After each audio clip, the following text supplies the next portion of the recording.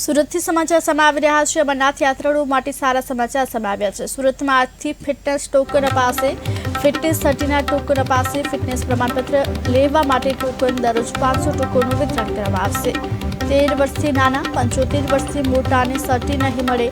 ગર્ભવતી અને હાર્ટ પેશન્ટોને પણ જોકે સર્ટી નહીં આપવામાં આવે। તારીખ 29 જૂનથી 19 ઓગસ્ટ સુધી આ યાત્રાનું આયોજન કરવામાં આવ્યું છે। જોકે હાલ સુરતમાં આજથી ફિટનેસ સર્ટીના ટોકન આપવામાં આવશે। જોકે દરરોજ 500 ટોકનનું વિતરણ કરવામાં આવશે। જોકે હાલ 29 જૂનથી 19 ઓગસ્ટ સુધી યાત્રાનું આયોજન કરવામાં આવ્યું છે। અમરનાથ યાત્રાળુઓ માટે સારા સમાચાર સામે આવી રહ્યા છે। જોકે ગર્ભવતી અને હાર્ટ પેશન્ટોને સર્ટી આપવામાં નહીં આવે। આજથી ફિટનેસ સર્ટીનું વિતરણ કરવા માટે ટોકન આપવામાં આવશે। ફિટનેસ પ્રમાણપત્ર લેવા માટે ટોકન આપવામાં આવશે।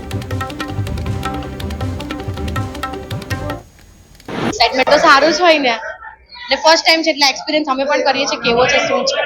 આજે હું સિવિલ હોસ્પિટલની અંદર ફિઝિકલી ફિટનેસ માટે આવ્યો છું અને અમરનાથ યાત્રા માટેની છે। અહીંયા ભારે ઉત્સાહ અને ઉલ્લાસ દેખાઈ રહ્યો છે અમને।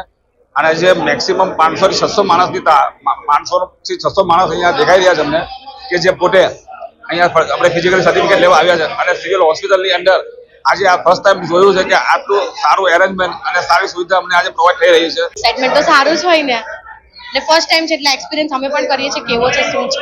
આજે હું સિવિલ હોસ્પિટલની અંદર ફિઝિકલી ફિટનેસ માટે આવ્યો છું અને અમરનાથ યાત્રા માટેની છે। અહીંયા ભારે ઉત્સાહ અને ઉલ્લાસ દેખાઈ રહ્યો છે અમને।